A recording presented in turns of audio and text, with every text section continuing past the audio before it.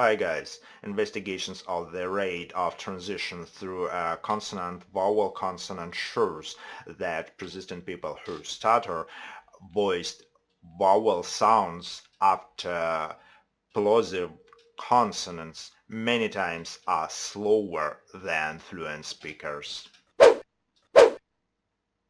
This sort of research calls voiced onset time. It has to do with how far after the point when you release the plosive does your voice start making a vowel sound.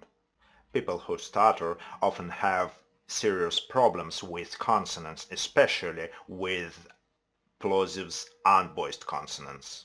And here I'm going to provide you with some theoretical information and give you a couple of tips on how to pronounce, how to make these sounds sound easier in order to reduce stuttering. Plosive unvoiced consonants are those for which there is no vocal fold vibration during their production.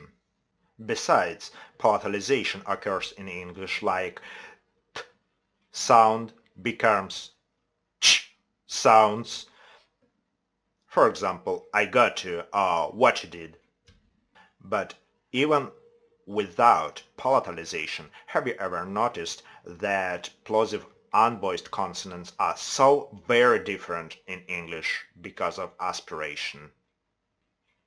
Aspiration simply means breath. In English, when we make p, t, k sounds, a little puff of air immediately follows. Put your hand in front of your mouth and say p as if blowing all of your birthday candles in one big puff. I'm gonna try it again with some words. Pop-Tarts,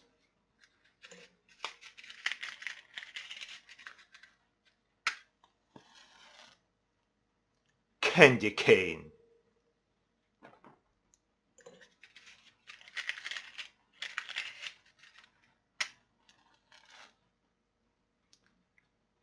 teapots.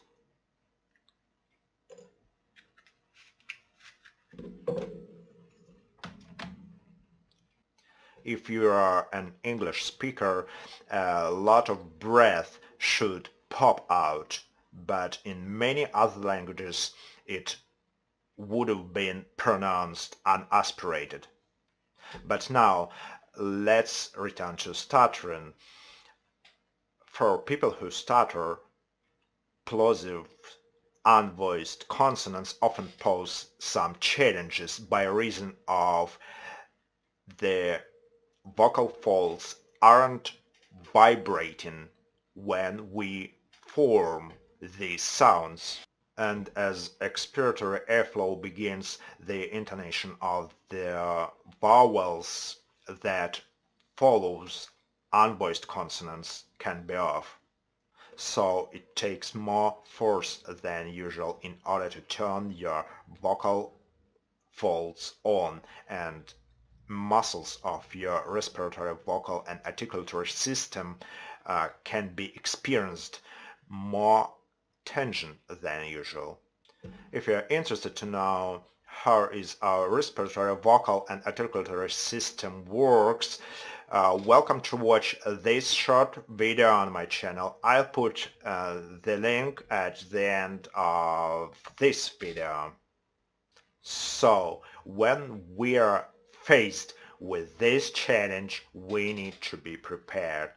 The first that we prepare deal with the breath management musculature. When we are speaking these unvoiced consonants, we need to avoid forcing too much air pressure through the open glottis. If there is too much air flowing through the open glottis during the production and unvoiced consonants, it will make it so much more difficult to bring the vocal folds fully together in order to produce following vowel sound. For the person who stutters, it would be very challenging and possibly not successful. So, if we somehow diminish the level of air pressure, we'll have a better chance at bringing the vocal folds together and closing this glottal door for the vowel really quickly. Try briefly sustaining an unvoiced consonant and then sustaining a vowel. We want to make sure that we aren't squeezing too much with our support muscles that we can't produce a clean and steady vowel afterwards. If you find the right balance, your consonant won't be explosive and your larynx won't be experienced so much tension. I'm gonna make it with the rhythm, trying to breathe consonants out very gently, keeping the match fire alive. So I'm gonna set up this mobile metronome beats app to 60 beats per minute, and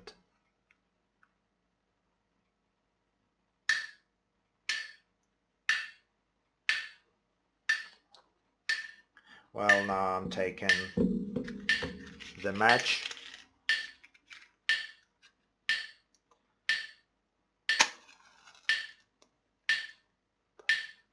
A, ah, ah, oo, oo, oo, o.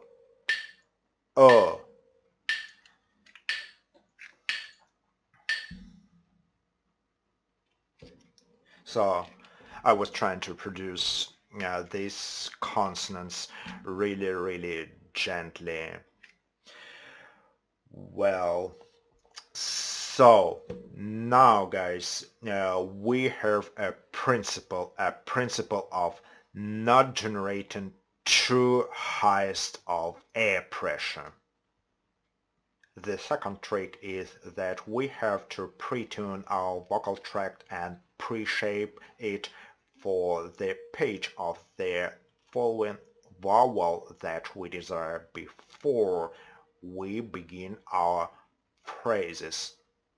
Singers call it pre-phonatory tuning. We develop a mental conception of the vowel sound a split second before we actually initiate this sound. So, while we are forming our unvoiced consonants, we are already shaping our vocal tracts to create the sounds that are to come after them.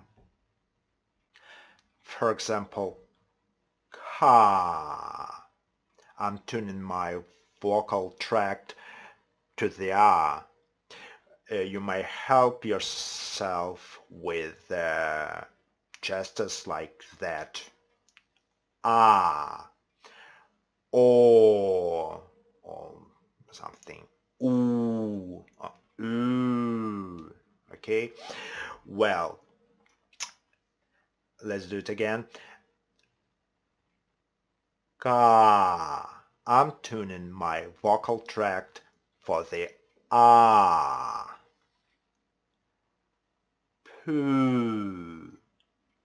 I'm thinking the oo. Let's do it again. Poo. Poo. I'm thinking the oo.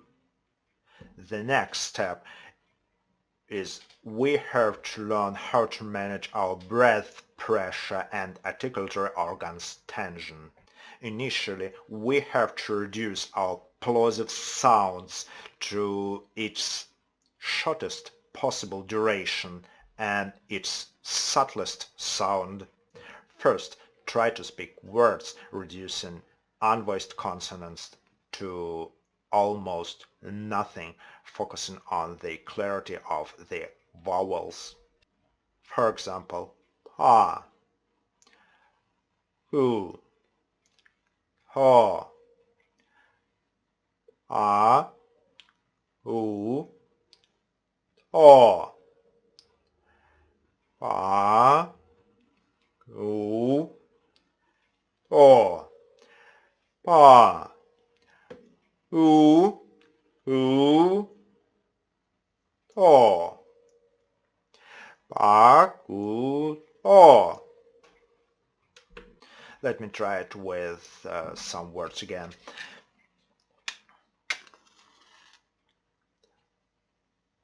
O darts, candy cane, here, teapots, teapots. It sounds a little weird at the beginning.